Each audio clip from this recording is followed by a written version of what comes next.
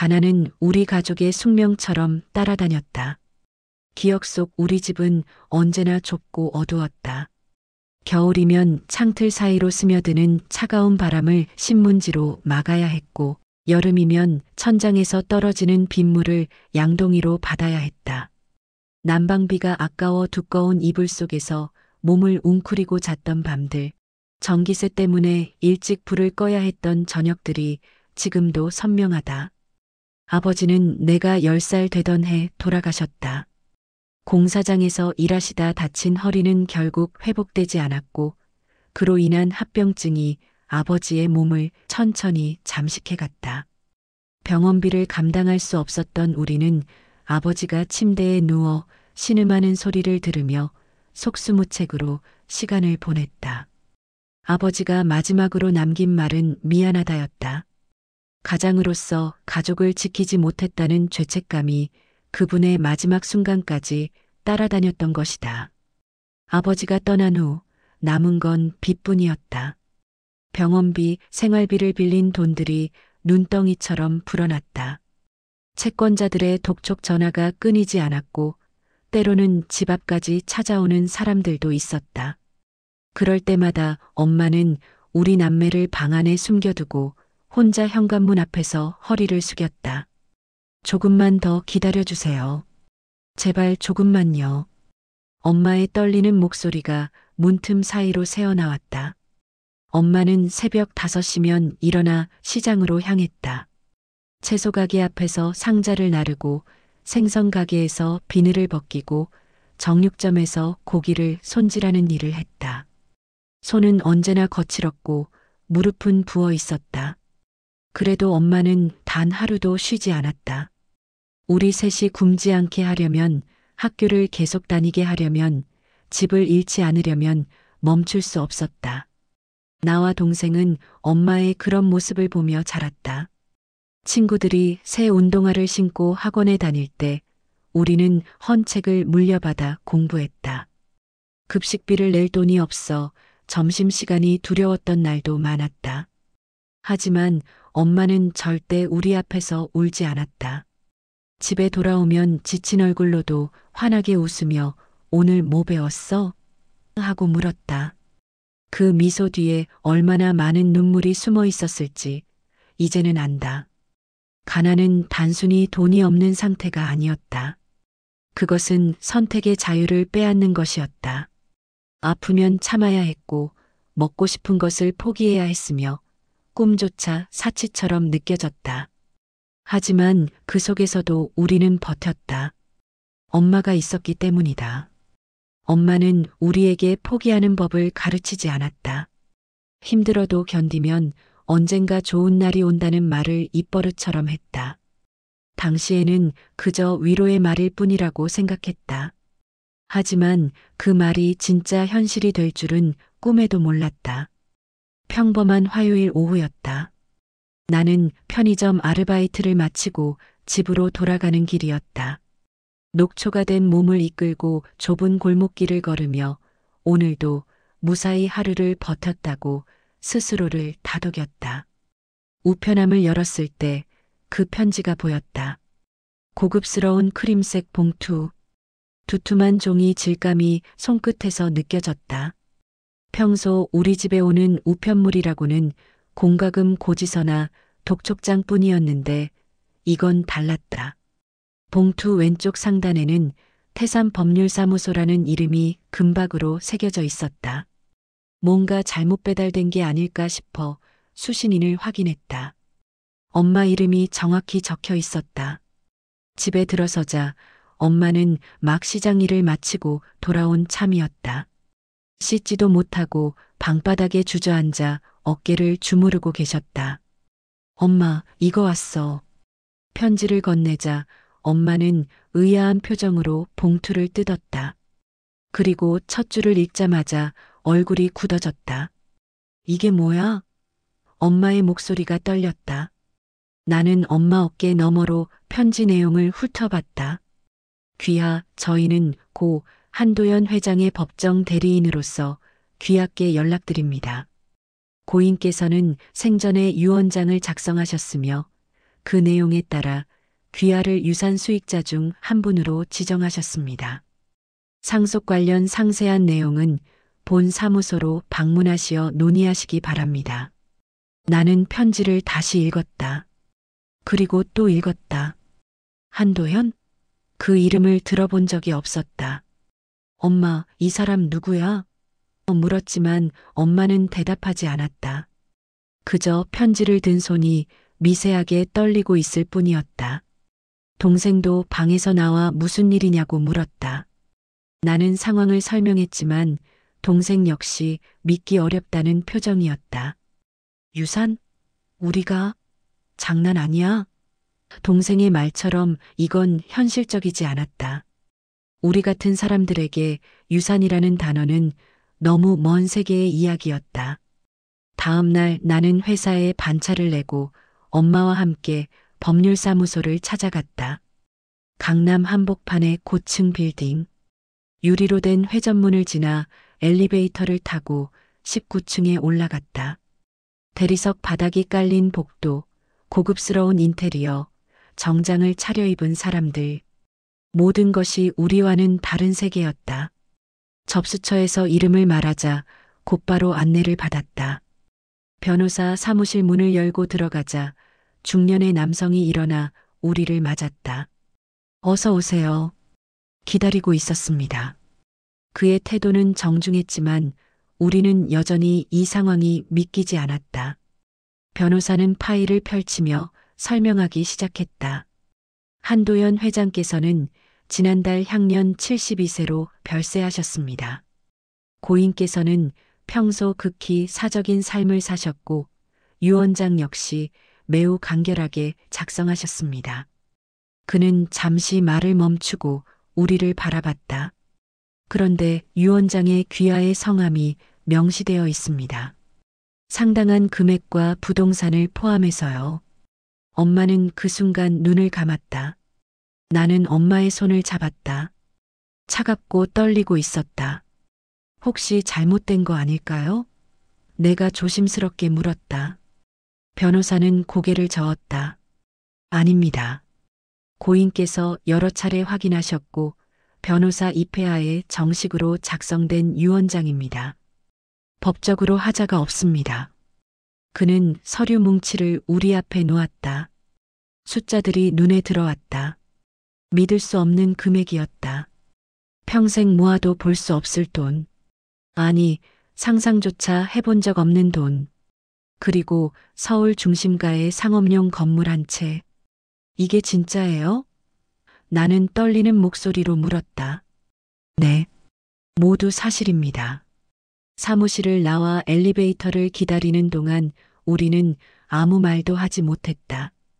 꿈인지 생신지 구분이 되지 않았다. 엄마는 한참을 멍하니 서 있다가 갑자기 벽에 기대며 주저앉을 듯했다.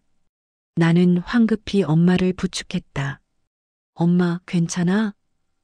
엄마는 고개만 끄덕였지만 눈에는 눈물이 고여 있었다. 일주일 후 우리는 다시 법률사무소를 찾았다. 이번엔 상속 절차를 본격적으로 진행하기 위해서였다. 변호사는 상속 재산 목록을 하나하나 설명했다. 예금 계좌에 있는 금액, 부동산 평가액, 주식과 채권. 모든 것이 현실이었다. 이 건물은 명동 한복판에 위치해 있습니다. 현재 1층은 유명 패션 브랜드가 2층부터 5층까지는 음식점과 사무실이 임대 중입니다. 매달 안정적인 임대 수익이 발생하고 있죠. 변호사가 건물 사진을 보여주었다. 유리로 된 외벽, 깔끔한 외관. TV에서나 봤을 법한 건물이었다. 이건 꿈이야, 꿈. 동생이 중얼거렸다. 나 역시 같은 생각이었다. 몇 주 전까지만 해도 우리는 월세 걱정에 잠을 설쳤다. 전기세 고지서를 보며 어떻게 아껴 쓸지 고민했다. 그런 우리에게 갑자기 이런 재산이 주어진다니 믿을 수가 없었다. 혹시 조건 같은 게 있나요? 내가 물었다. 혹시 이 돈을 받는 대가로 뭔가를 해야 하는 건 아닐까 걱정됐다. 변호사는 고개를 저었다. 아무 조건도 없습니다. 다만 고인께서 유언장에 짧은 메시지를 남기셨습니다. 그는 유언장 복사본을 꺼내 우리에게 보여주었다. 거기엔 이렇게 적혀 있었다. 시에게 당신은 제가 가장 어두운 시절 유일하게 빛이 되어준 사람입니다. 이 작은 보답이 당신과 당신 가족에게 도움이 되길 바랍니다. 감사했습니다. 마이너스 한도현. 엄마는 그 글을 읽고 눈물을 흘렸다. 소리 없이 조용히. 나는 엄마에게 물었다. 엄마, 이 사람 정말 누구야? 아는 사람이야? 엄마는 한참을 아무 말도 하지 못했다. 그러다 떨리는 목소리로 말했다. 기억나. 오래전 일이야. 상속 절차는 생각보다 복잡했다. 서류를 작성하고 공증을 받고 세금 문제를 처리해야 했다. 변호사는 친절하게 모든 과정을 안내해 주었다.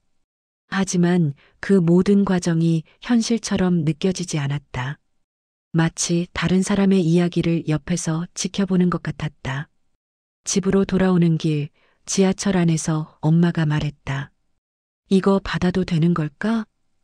엄마의 얼굴에는 기쁨보다 혼란이 가득했다. 당연하지. 그분이 엄마한테 주고 싶어 했잖아. 동생이 말했다. 하지만 엄마는 여전히 불안해 보였다. 그날 밤 나는 한도연이라는 이름을 인터넷에 검색해 봤다. 몇 개의 오래된 기사가 나왔다. 1980년대 건설업으로 크게 성공했던 사업가. 한때 재계 순위 20위 안에 들었던 인물. 그러다 1997년 IMF 때 회사가 부도나면서 모든 것을 잃었다는 내용이었다. 그 이후 기사는 없었다. 그가 어떻게 살았는지, 어떻게 다시 재산을 모았는지, 왜 우리 엄마에게 유산을 남겼는지 궁금한 게 너무 많았다. 나는 엄마 방문을 두드렸다. 엄마는 침대에 앉아 창밖을 바라보고 있었다. 엄마 말해줘. 그 사람이 누군지. 엄마는 긴 한숨을 쉬더니 천천히 입을 열었다. 앉아봐. 긴 이야기야. 그리고 엄마는 유산 상속이 확정된 후 며칠간 엄마는 말수가 부쩍 줄었다. 평소처럼 새벽에 일어나 시장에 가려고 준비하는 모습을 보고 나는 황급히 말렸다. 엄마, 이제 안 가도 돼. 일 안 해도 돼. 하지만 엄마는 고개를 저었다. 갑자기 안 나가면 사장님이 힘들어. 정리는 해야지. 엄마는 그렇게 일주일 더 시장에 나갔다. 사장님께 사정을 설명하고 후임자를 구할 시간을 드리고 싶다고 했다. 이렇게 오래 일하게 해주셔서 감사했습니다. 엄마의 인사에 시장 상인들이 모여들었다. 아니, 갑자기 왜? 무슨 일 있어? 건강 문제야? 어디 아파? 엄마는 자세한 이유는 말하지 않았다. 그냥 좀 쉬려고요. 가족이랑 시간을 보내고 싶어서요. 상인들은 아쉬워하면서도 엄마를 이해해 주었다. 마지막 날 그들은 작은 송별회를 열어주었다. 떡볶이와 순대, 튀김을 나눠 먹으며 지난 시간을 추억했다. 진짜 성실한 사람이었어. 하루도 안 빠지고. 맞아, 아프면서도 나왔잖아. 엄마는 그날 집에 돌아와 처음으로 펑펑 울었다. 왜 울어, 엄마? 이제 좋은 일만 남았잖아. 동생이 물었다. 엄마는 고개를 저었다. 그게 아니라 그냥 이게 현실인지 아닌지 모르겠어. 너무 갑작스럽잖니. 사실 엄마의 마음을 이해할 수 있었다. 우리는 평생 가난했다. 가난은 우리의 정체성이었고 삶의 방식이었다. 돈을 아끼는 것, 참는 것, 포기하는 것이 일상이었다. 그런데 갑자기 그 모든 게 바뀌었다. 더 이상 걱정하지 않아도 되고, 참지 않아도 되고, 포기하지 않아도 된다. 오히려 그게 불안한 것이다. 며칠 후, 엄마는 거실 소파에 앉아 오래된 앨범을 꺼냈다. 노란 빛으로 바랜 사진들. 젊은 시절의 엄마가 거기 있었다. 20살, 21살쯤 됐을까? 짧은 머리에 수수한 옷차림. 하지만 눈빛만은 지금보다 훨씬 밝았다. 이때 얘기야. 엄마가 한 장의 사진을 가리켰다. 버스 정류장 앞에서 찍은 사진. 친구들과 함께 웃고 있는 엄마. 이 정류장에서 그 사람을 처음 만났어. 나는 옆에 앉아 엄마의 이야기를 들을 준비를 했다. 엄마는 앨범을 무릎에 올려놓은 채 천천히 말하기 시작했다. 그때 나는 작은 식당에서 서빙 아르바이트를 하고 있었어. 대학 등록금을 모으려고 밤낮으로 일했지. 어느 날 밤 일을 마치고 마지막 버스를 타려고 정류장에 갔는데 엄마는 잠시 말을 멈췄다. 거기에 한 남자가 쓰러져 있었어. 엄마의 목소리가 떨렸다. 처음엔 술 취한 사람인 줄 알았어. 그냥 지나치려고 했지. 그런데 자세히 보니까 옷이 너무 낡았고 얼굴이 창백했어. 그리고 추운 겨울인데 코트도 없이 얇은 셔츠만 입고 있었어. 엄마는 그때 망설였다고 했다. 모르는 사람이고 밤이 늦었고 무서웠다. 하지만 그냥 지나칠 수가 없었다. 깨워봤는데 제대로 정신이 없더라고. 중얼중얼 뭐라고 하는데 무슨 말인지 알아들을 수가 없었어. 엄마는 119를 부르려 했지만 남자가 필사적으로 손을 저었다고 한다. 안 돼. 병원 안 돼. 라고 계속 말했다고. 그래서 엄마는 남자를 일으켜 세웠다. 남자는 겨우 걸을 수 있을 정도였다. 우선 따뜻한 데 가서 뭐라도 먹어야 할 것 같았어. 그래서 24시간 찜질방으로 데려갔지. 엄마는 자신의 아르바이트비로 찜질방 입장료를 내고 식당에서 국밥을 사줬다. 그 사람이 밥을 먹는 걸 보는데 너무 마음이 아팠어. 마치 며칠을 굶은 것처럼 허겁지겁 먹더라. 손도 떨리고. 엄마는 그날 밤 집에 가지 않고 찜질방에서 그 남자를 지켰다. 혹시 무슨 일이 생길까봐. 다음 날 아침 남자는 정신을 차렸다. 엄마에게 고맙다고 인사했다. 왜 병원에 안 가려고 하세요? 엄마가 물었다. 남자는 쓸쓸하게 웃으며 말했다. 병원비가 없어요. 아니, 돈이 한 푼도 없어요. 엄마는 그 말을 듣고 더 물어보지 않았다. 대신 며칠 더 그를 도왔다. 찜질방비를 내주고 밥을 사주고 간단한 약도 사다 줬다.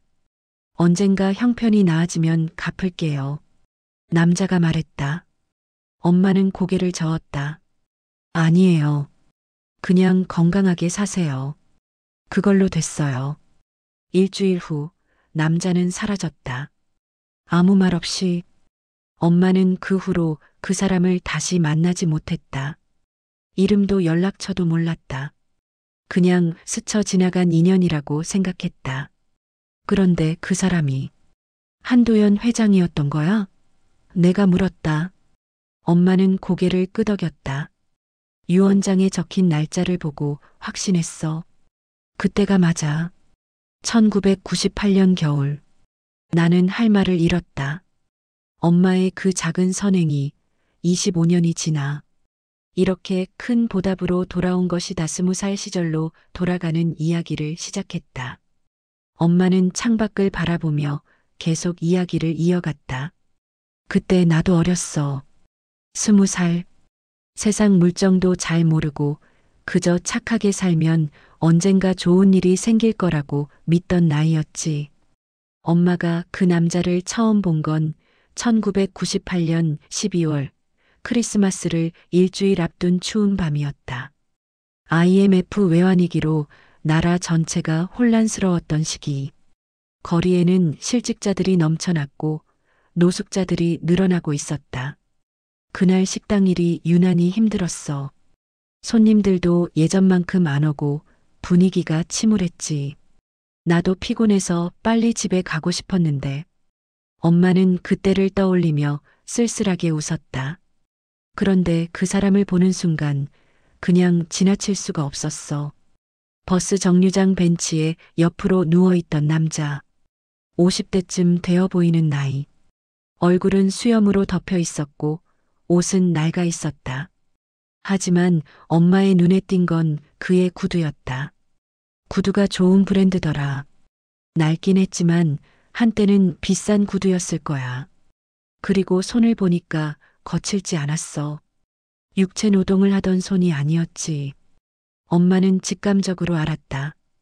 이 사람은 원래 노숙자가 아니었다는 것을. 무언가 큰 일을 겪고 이렇게 된 것이라는 걸. 남자를 깨우는데 한참이 걸렸다. 겨우 정신을 차린 남자는 엄마를 멍하니 쳐다봤다. 괜찮으세요? 병원 가셔야 할 것 같은데요. 엄마가 물었다. 남자는 고개를 저었다. 눈빛에 깊은 절망이 서려 있었다. 저 좀 일으켜 주실 수 있나요? 남자의 목소리는 떨렸다. 엄마는 남자의 팔을 잡고 일으켜 세웠다. 남자는 비틀거렸지만 겨우 중심을 잡았다. 감사합니다. 저 그냥 조금만 쉬다 가려고 했어요. 하지만 엄마는 그 말을 믿을 수 없었다. 남자의 입술은 파랗게 질려 있었고 온몸이 떨리고 있었다. 저체온증 직전처럼 보였다. 이러시다가 큰일 나요. 따뜻한 데 가셔야 해요. 엄마가 강하게 말했다. 남자는 한참을 망설이다 고개를 끄덕였다. 엄마는 남자를 부축해 가까운 찜질방으로 데려갔다. 입구에서 입장료를 내려는데 남자가 황급히 말렸다. 안 돼요. 제가 돈이 없어서. 괜찮아요. 제가 낼게요. 엄마는 자신의 지갑에서 돈을 꺼냈다. 그날 받은 아르바이트비가 전부였다. 찜질방 안 남자는 따뜻한 방에 들어가 한참을 누워 있었다. 엄마는 식당에서 국밥을 포장해 왔다. 드세요. 언제 드셨어요? 남자는 대답 대신 눈물을 흘렸다. 소리 없이 조용히. 그러고는 떨리는 손으로 숟가락을 들었다. 국밥 한 그릇을 다 먹는데 20분도 안 걸렸다. 남자는 마지막 한 숟가락까지 다 먹고 나서야 엄마를 쳐다봤다. 정말 감사합니다. 이렇게 친절한 사람은 처음 봅니다. 그의 목소리에는 진심이 담겨 있었다. 엄마는 그날 밤 집에 가지 않고 찜질방 휴게실에서 남자를 지켰다. 혹시 밤중에 무슨 일이 생길까봐. 다음 날 아침 남자는 많이 회복된 모습이었다. 세수를 하고 나니 수염 사이로 단정한 얼굴이 드러났다. 제 이야기를 들어주시겠습니까? 남자가 조심스럽게 물었다. 엄마는 고개를 끄덕였다. 그리고 남자는 자신의 이야기를 시작했다. 저는 한때 회사를 경영했습니다. 건설회사였죠. 직원이 500명이 넘었고 매출도 수천억 원이었습니다. 남자의 목소리는 담담했다. 하지만 IMF가 터지고 모든 게 무너졌습니다. 은행이 대출을 회수했고 거래처가 파산했고 결국 제 회사도 부도가 났습니다. 남자는 회사가 망한 후 모든 것을 잃었다. 집도 차도 심지어 가족도. 아내는 저를 떠났습니다. 당연하죠. 저 때문에 모든 걸 잃었으니까요. 아이들도. 제 얼굴을 보지 않으려 합니다. 남자의 눈에 다시 눈물이 맺혔다. 몇 달 동안 이곳저곳을 떠돌았습니다. 아는 사람들을 찾아갔지만 모두 저를 피했어요. 친구라고 생각했던 사람들도, 동업자들도. 성공했을 때는 제 주위에 사람이 넘쳤는데 망하고 나니 아무도 없더군요. 엄마는 조용히 그 이야기를 들었다. 어제 사실 죽으려고 했습니다. 남자가 고백했다. 한강에 갔었어요. 하지만 막상 앞에 서니까 무서워서 뛰어들 수가 없었어요. 그래서 그냥 걷다가 지쳐서 정류장에 앉았던 겁니다. 엄마는 가슴이 먹먹해졌다. 이제 어떻게 하실 거예요? 엄마가 물었다. 남자는 어깨를 으쓱했다. 모르겠습니다. 계획이 없어요. 그냥 하루하루 버티는 것밖에. 엄마는 그날 이후로 일주일 동안 남자를 도왔다. 매일 찜질방비를 대주고 밥을 사주고 이야기를 들어주었다. 남자는 점차 생기를 되찾았다. 당신은 왜 이렇게까지 해주는 겁니까? 저는 당신에게 아무것도 아닌데. 남자가 물었다. 엄마는 잠시 생각하다 대답했다. 우리 아버지가 그러셨어요. 사람은 언제 어떻게 될지 모른다고. 오늘은 내가 도와주지만 내일은 내가 도움을 받을 수도 있다고. 그래서 할 수 있을 때 도와야 한다고요. 남자는 그 말을 듣고 한참을 울었다. 당신 같은 사람이 있다는 게 기적 같습니다. 덕분에 다시 살고 싶어졌습니다. 그는 엄마의 손을 잡았다. 반드시 다시 일어서겠습니다. 그리고 이 은혜를 꼭 갚겠습니다. 일주일 후 남자는 지방의 친척 집으로 간다며 엄마에게 인사를 했다. 이름이라도 알려주세요. 엄마가 말했다. 남자는 잠시 망설이다 말했다. 한도연입니다. 꼭 기억하겠습니다. 당신의 이름도 얼굴도. 그리고 남자는 떠났다. 엄마는 그 후로 그를 다시 만나지 못했다. 몇 년이 지나고 엄마는 결혼을 했고 우리를 낳았고 그 기억은 점점 희미해져 갔다. 그저 젊은 시절의 한 에피소드로만 남았다. 그런데 그 사람이 날 잊지 않았던 거야. 엄마가 말했다. 25년이 지났는데도 나는 엄마의 손을 잡았다. 엄마의 손은 여전히 거칠었지만 그 손이 누군가의 인생을 구했다는 사실이 자랑스러웠다. 변호사에게서 추가 연락이 왔다. 한도연 회장의 생애에 대한 자료를 정리해서 보내왔다는 것이다. 우리는 사무실을 다시 방문했다. 고인에 대해 더 알고 싶어 하실 것 같아서 자료를 준비했습니다. 변호사는 두꺼운 파일을 건넸다. 한도연 회장은 특이한 인생을 사신 분입니다. 파일을 펼치자 오래된 신문 기사들이 나왔다. 1980년대 후반 건설업계의 신성 30대 재벌 반열에 같은 제목들. 젊고 패기 넘치는 사업가의 얼굴이 사진에 담겨 있었다. 하지만 1997년 이후의 기사들은 달랐다. 건설부도 회장 행방불명 같은 어두운 제목들. 1998년부터 2005년까지 회장님은 완전히 자취를 감추셨습니다. 기록이 전혀 없어요. 변호사가 설명했다. 그러다 2006년 중국에서 작은 무역회사를 시작하신 것으로 확인됩니다. 엄마가 만난 게 1998년 겨울이었으니 그 직후였다. 엄마를 만나고 나서 한도연 회장은 다시 일어서기로 결심한 것이다. 중국에서 7년간 사업을 하시며 천천히 자본을 모으셨습니다. 그리고 2013년 한국으로 돌아오셔서 부동산 투자를 시작하셨죠. 변호사는 또 다른 서류를 보여주었다. 명동의 그 건물을 2015년에 매입하셨고 이후 안정적인 수익을 올리셨습니다. 한도연 회장은 다시 부를 쌓았지만 예전처럼 화려한 삶은 살지 않았다. 작은 아파트에서 혼자 살았고 사치스러운 소비도 하지 않았다. 검소하게 사셨어요. 마치 언제든 다시 모든 걸 잃을 수 있다는 걸 아는 것처럼. 가족은요? 내가 물었다. 변호사는 고개를 저었다. 전 부인과는 연락이 끊긴 지 오래고 자녀분들도 만나지 않으셨다고 합니다. 회장님은 사실상 혼자 사셨어요. 그 말을 듣자 마음이 아팠다. 그렇게 다시 성공했는데 혼자였다니. 유언장을 작성하신 게 2년 전입니다. 변호사가 말했다. 암 진단을 받으신 직후였어요. 그때 제게 이렇게 말씀하셨습니다.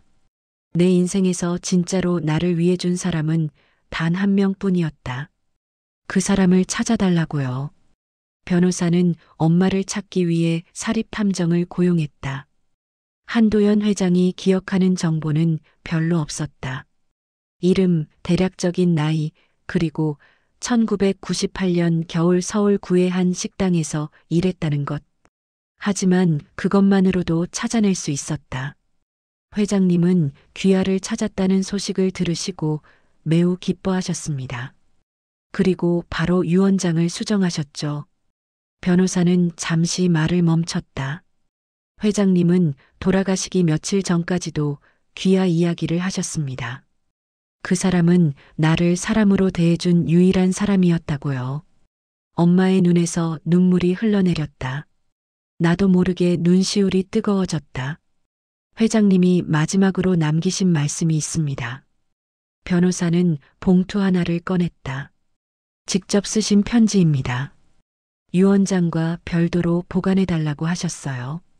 엄마는 떨리는 손으로 봉투를 받았다. 집에 돌아와 방에 들어가 한참 만에 나왔다. 눈이 빨갛게 부어 있었다.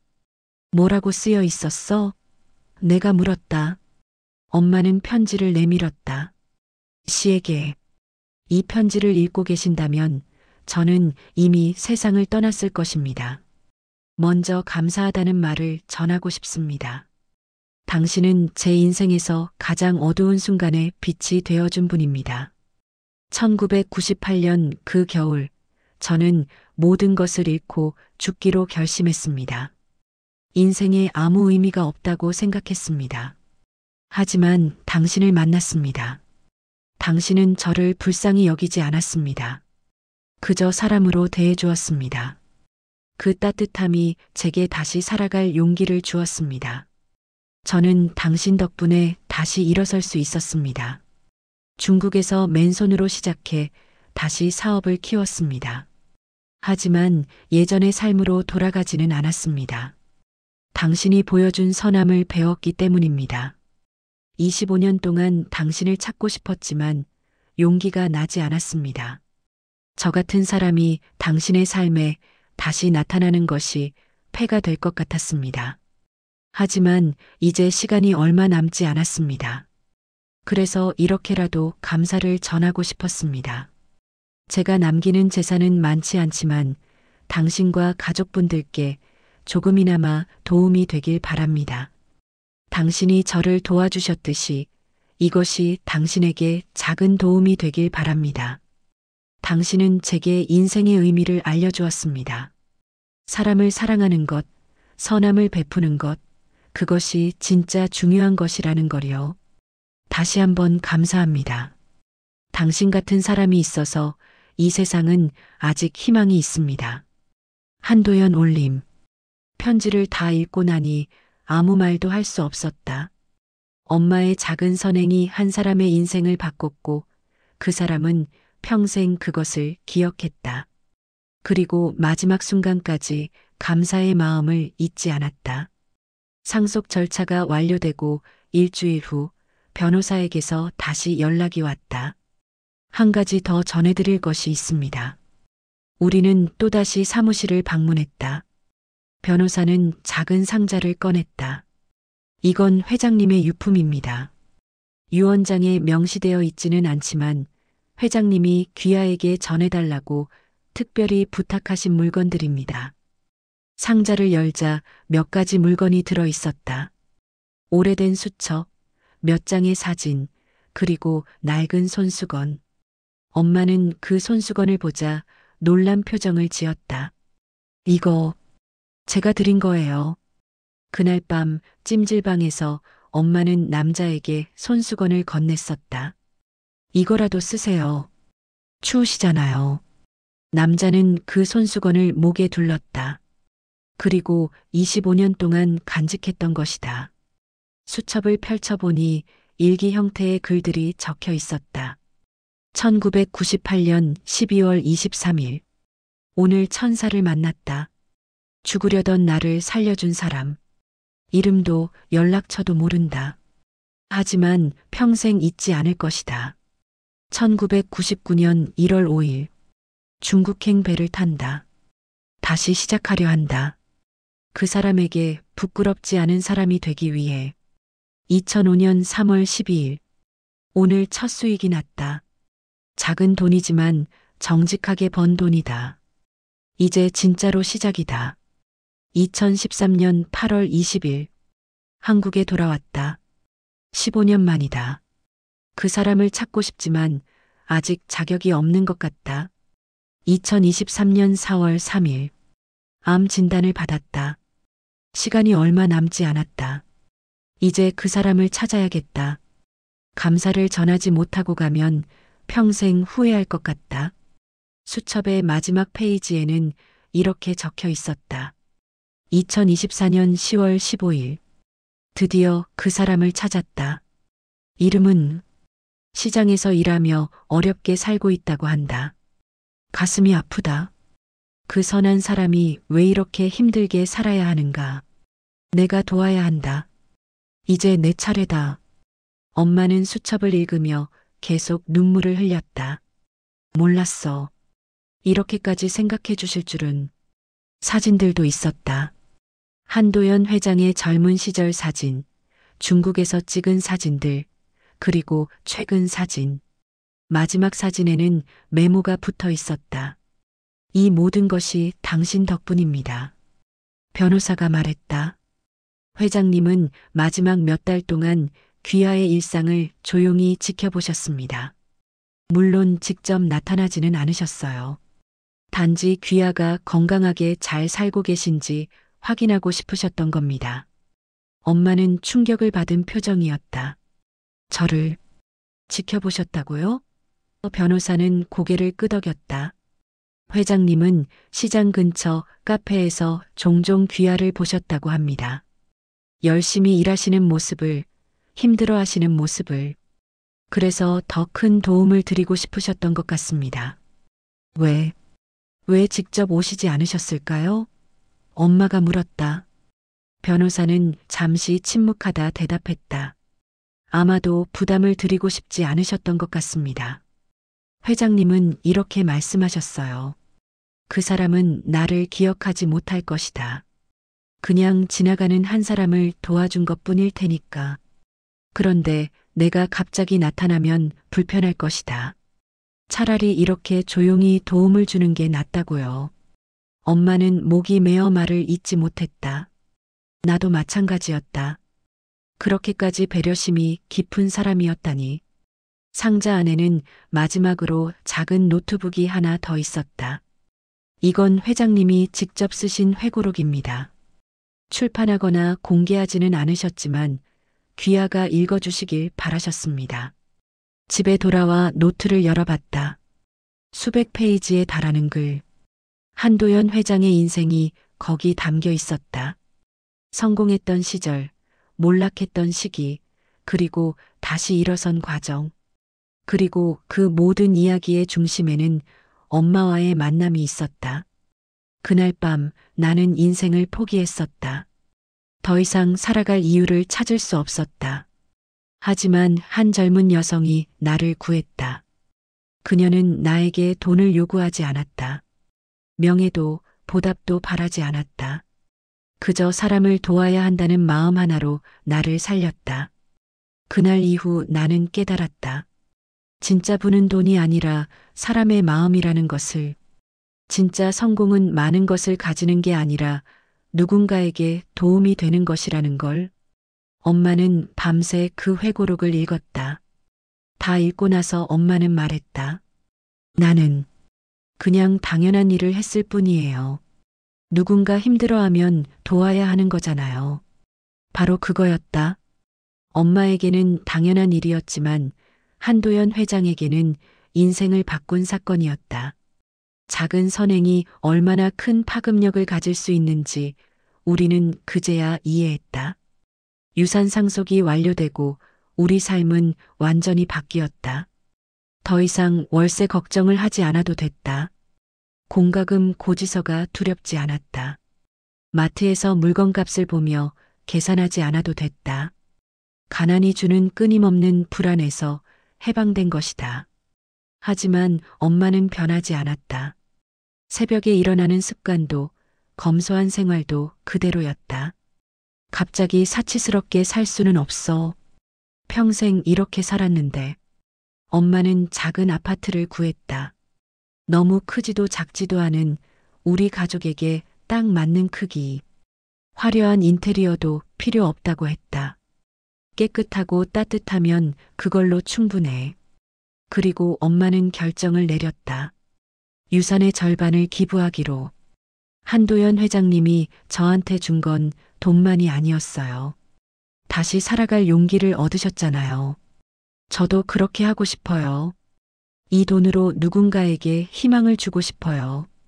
우리는 한도연 장학재단을 설립했다.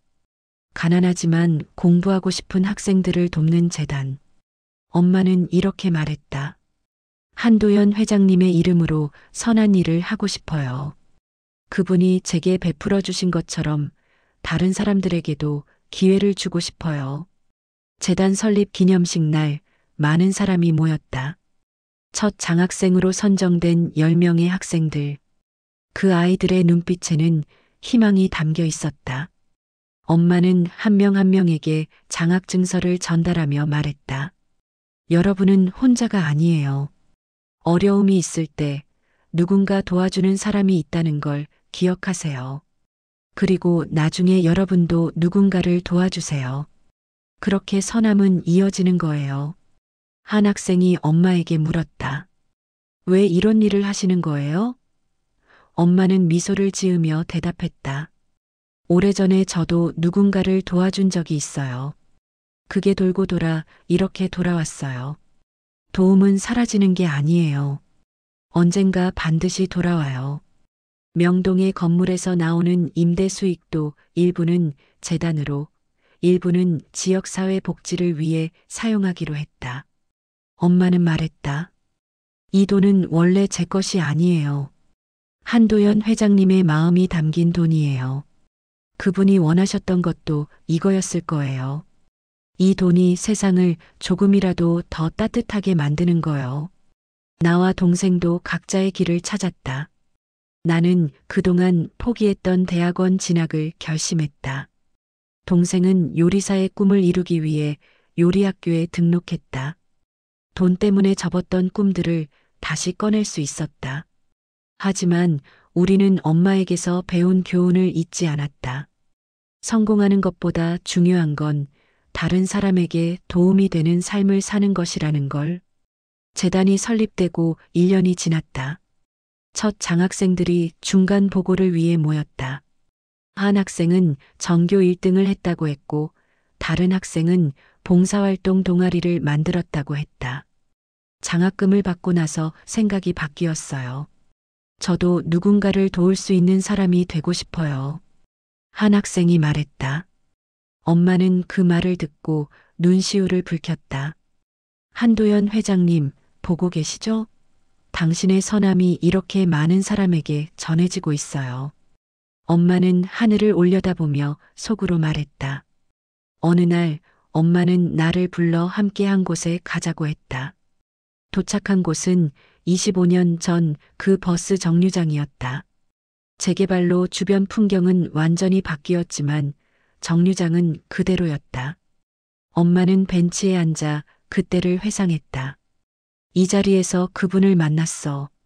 그때는 몰랐지. 그 작은 선택이 이렇게 큰 영향을 미칠 줄은. 엄마가 벤치를 쓰다듬으며 말했다. 만약 그날 그냥 지나쳤다면 어땠을까? 회장님은 어떻게 되셨을까? 우리는 지금 어떻게 살고 있을까? 나는 엄마 옆에 앉았다. 하지만 엄마는 그냥 지나치지 않았잖아. 그게 엄마니까. 엄마는 내 말에 미소를 지었다. 우리 모두 그럴 수 있어. 누군가 힘들어할 때 손 내미는 거. 그게 어려운 일이 아니야. 그냥 마음만 있으면 돼. 우리는 그 벤치에서 한참을 앉아 있었다. 그때 한 노인이 무거운 짐을 들고 지나가다 휘청거렸다. 엄마는 즉시 일어나 노인에게 다가갔다. 어르신, 괜찮으세요? 도와드릴까요? 노인은 고맙다며 웃었다. 엄마는 노인의 짐을 들어 버스까지 바래다 드렸다. 나는 그 모습을 보며 깨달았다. 엄마는 변하지 않았다. 돈이 생기기 전에도 생긴 후에도 엄마는 여전히 어려운 사람을 그냥 지나치지 못하는 사람이었다. 그게 엄마의 본질이었다. 집으로 돌아오는 길, 엄마가 말했다. 너희들한테 물려줄 가장 큰 유산은 돈이 아니야. 이 마음이야. 사람을 사랑하는 마음, 도울 수 있을 때 돕는 마음. 그게 진짜 부자로 사는 거야. 동생이 물었다. 엄마는 후회 없어? 절반이나 기부했잖아. 우리가 더 편하게 살 수도 있었는데. 엄마는 단호하게 고개를 저었다. 후회? 전혀. 오히려 이게 맞는 것 같아.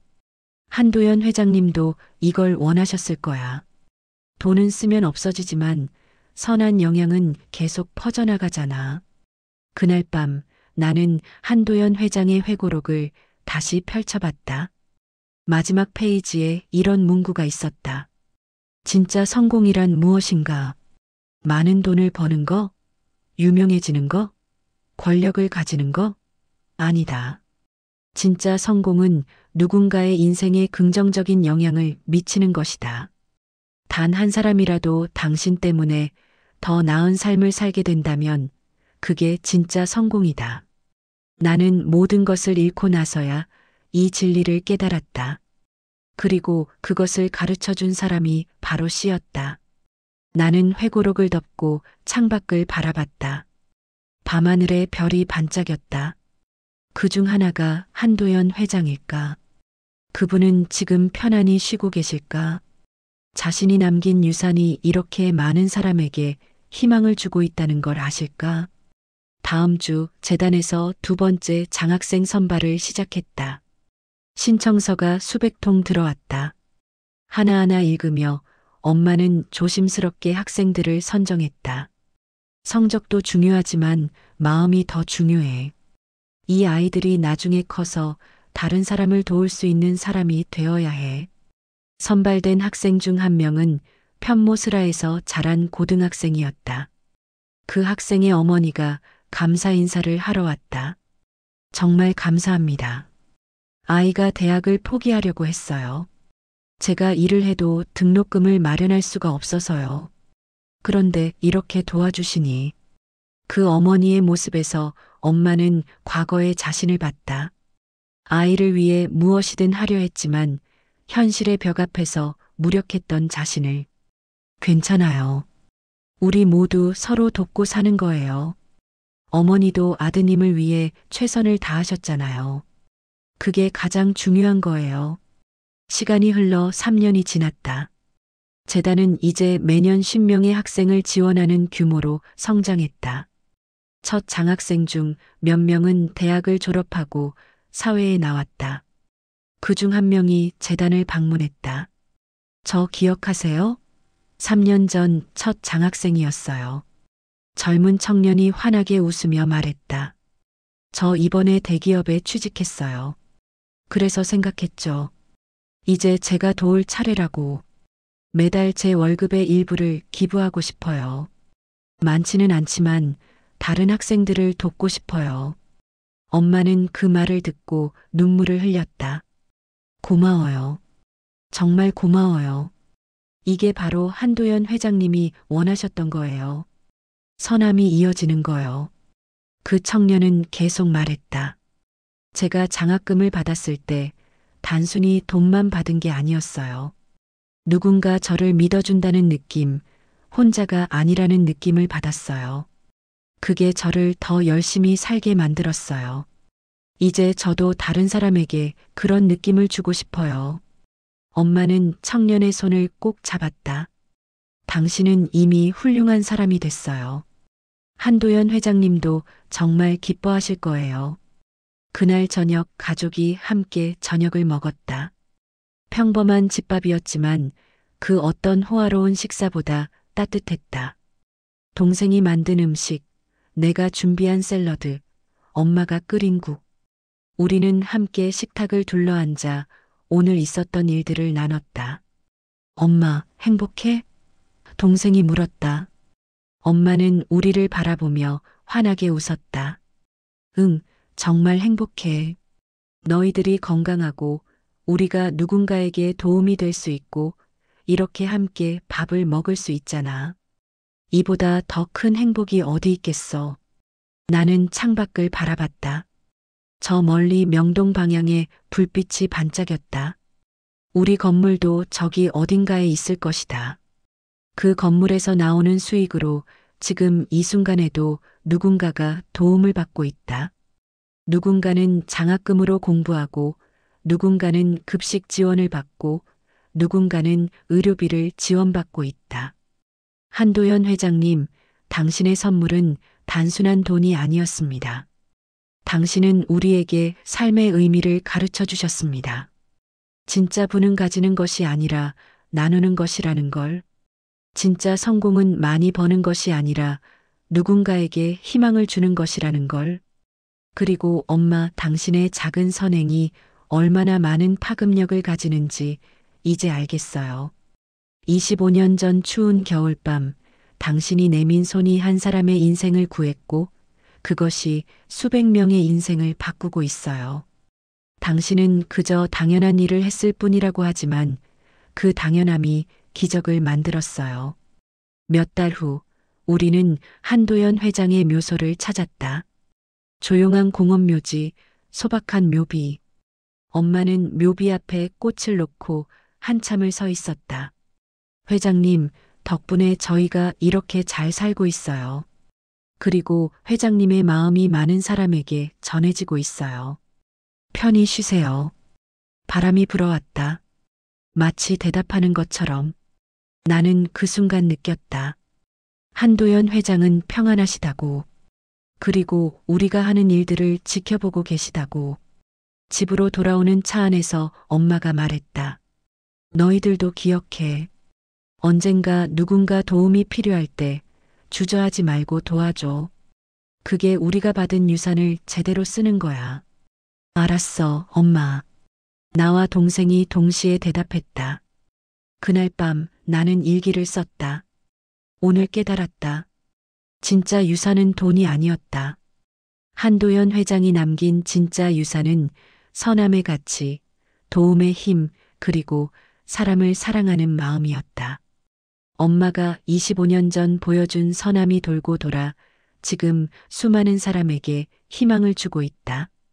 그리고 그 희망은 또다시 퍼져나갈 것이다. 끝없이 영원히. 나는 이제 안다. 우리가 세상에 남길 수 있는 가장 큰 것은 건물도 돈도 아니다. 바로 우리의 선함이다. 우리가 누군가에게 베푼 따뜻함이다. 그것이 진정으로 영원히 남는 유산이다. 한도연 회장님, 감사합니다. 당신은 우리에게 가장 값진 것을 가르쳐 주셨습니다. 그리고 엄마, 당신이 자랑스럽습니다. 당신의 딸이 되어 영광입니다. 창밖으로 달빛이 들어왔다. 고요하고 평화로운 밤. 우리 가족은 이제 더 이상 가난하지 않았다. 하지만 더 중요한 건 우리가 진짜로 부유해졌다는 것이다. 마음이, 정신이 부유해졌다. 엄마의 말이 맞았다. 도움은 돌고 돈다. 선함은 사라지지 않는다. 언젠가 반드시 돌아온다. 때로는 예상치 못한 방식으로, 예상치 못한 시간에. 하지만 반드시 돌아온다. 그리고 그 선함은 다시 다른 사람에게 전해진다. 끝없이 이어지는 선함의 사슬. 그것이 바로 인류가 지금까지 살아남을 수 있었던 이유가 아닐까? 25년 전 추운 겨울밤, 엄마가 내민 손. 그 작은 손짓이 만든 기적. 이것이 우리가 받은 진짜 유산이다. 돈이 아니라 마음. 재산이 아니라 교훈. 건물이 아니라 사랑.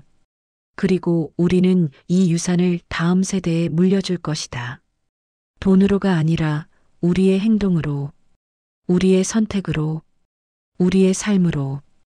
이것이 한도연 회장이 진정으로 원했던 것이다. 그의 감사가 돈으로 끝나는 것이 아니라 계속해서 선함으로 이어지는 것. 그리고 그 선함이 세상을 조금씩, 조금씩 더 나은 곳으로 만드는 것. 엄마의 선행이 만들어낸 기적. 그것은 25년 만에 돌아온 유산이 아니었다. 그것은 지금 이 순간에도 계속되고 있는 영원히 이어질 기적이었다. 5년 후 한도연 장학재단은 이제 전국적인 규모가 되었다. 매년 200명이 넘는 학생들이 지원을 받고 수십 명의 자원봉사자들이 함께 일한다. 그리고 놀랍게도 그 자원봉사자 대부분이 과거 장학생들이었다. 재단 사무실 벽에는 사진들이 걸려 있다. 엄마와 한도연 회장이 함께 찍은 사진은 없지만 엄마의 젊은 시절 사진과 한도연 회장의 사진이 나란히 걸려 있다. 그 아래에는 이런 문구가 새겨져 있다. 선함은 결코 사라지지 않습니다.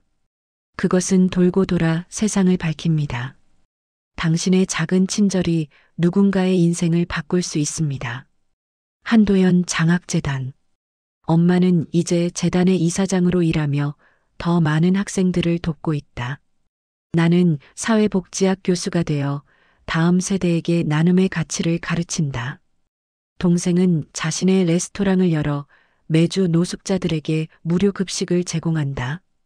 우리는 각자의 방식으로 한도연 회장의 유산을 이어가고 있다.